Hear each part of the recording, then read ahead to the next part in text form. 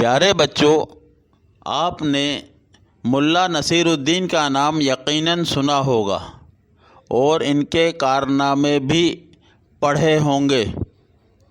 وہ بڑے ہنس مکھ اور ذہین بھی تھے۔ ملا بچپن سے ہی شرارتی تھے، مگر ان کی شرارتیں بڑی سلجھی ہوئی ہوتی تھیں۔ ملا کی جب شادی ہو رہی تھی، انہیں بڑے اہتمام سے دولہا بنا کر جب گھوڑے پر بٹھایا تو وہ فرار ہو گئے۔ سب باراتی پریشان ہو گئے۔ کوئی 2 گھنٹے بعد ملا واپس تشریف لائے۔ باراتیوں نے پوچھا کہ وہ فرار کیوں ہو گئے تھے۔ اس پر ملا نے معصومیت سے کہا، یہ دولہا کے لیے آخری موقع ہوتا ہے، مگر میں اس خیال سے آ گیا کہ آپ کو کھانا نہیں ملے گا اور آپ بھوکے رہو گے۔ اس بات پر سبھی باراتی مسکرانے لگے۔ ایک بار ملا اپنے سسرال گئے۔ ان کی ساس محترمہ خود کو بہت چالاک سمجھتی تھی۔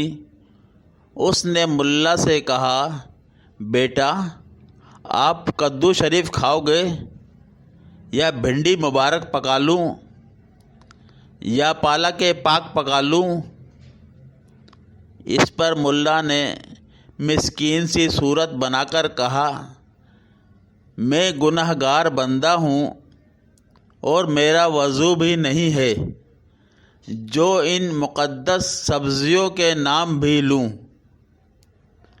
آپ کوئی بدمعاش، نافرمان اور آوارہ مرغا پکا لیں۔ اس پر ان کی ساس اپنا سا منہ لے کر رہ گئیں۔ مجبوراً انہیں مرغا پکانا پڑا۔ ملا ایک بار اپنی زوجہ محترمہ کے ساتھ سفر میں تھے۔ ان کی زوجہ نے کہا، ملا جی، بہت پیاس لگی ہے، کوئی اچھا سا مشروب ہی پلا دیں۔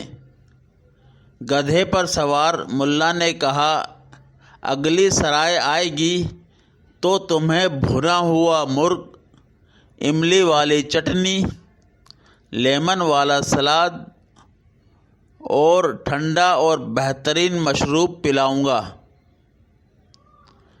اس پر ان کی زوجہ نے خوش ہوتے ہوئے کہا، واہ ملا جی، بھنا ہوا مرغ، چٹنی اور املی کا سن کر منہ میں پانی بھر آیا ہے۔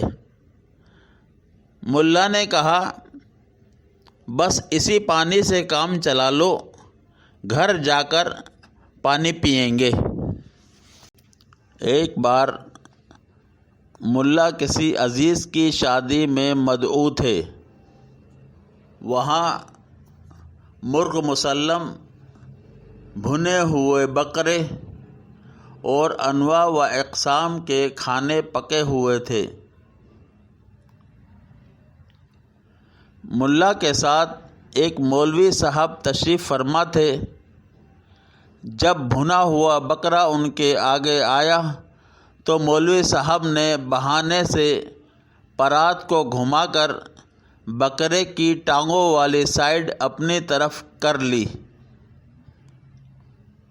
ملا اس کی چالاکی بھانپ گئے۔ انہوں نے اچانک مولوی صاحب سے کہا، وہ صاحب کون ہیں؟ جب مولوی صاحب کا دھیان ادھر ہوا تو پرات کا رخ بدل دیا۔ جب مولوی صاحب کا دھیان پرات کی طرف پڑا، انہوں نے ملا سے کہا، ذرا پانی پکڑانا۔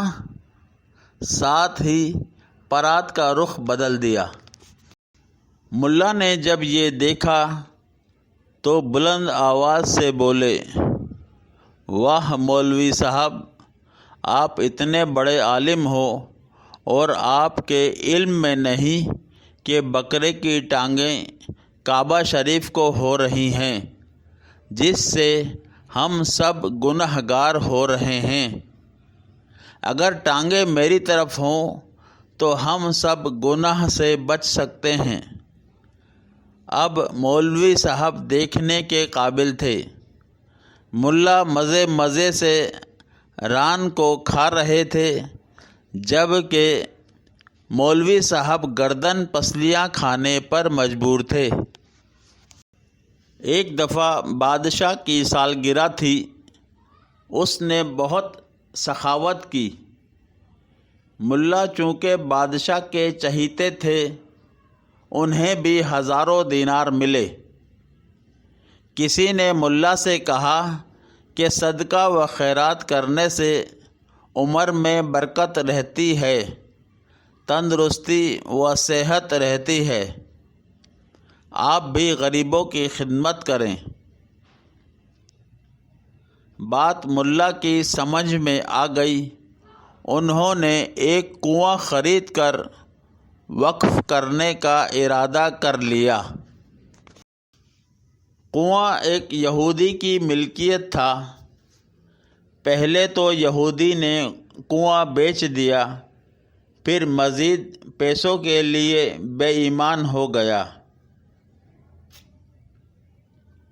اس کا خیال تھا کہ وہ ملا سے مزید پیسے اینٹھ سکتا ہے، پس اس نے بادشاہ کے ہاں مقدمہ درج کروا دیا کہ ملا نے کنواں خریدا ہے، پانی نہیں، اس لیے وہ پانی استعمال نہیں کر سکتا۔ بادشاہ نے ملا کو طلب کر لیا اور مقدمے کا بتایا۔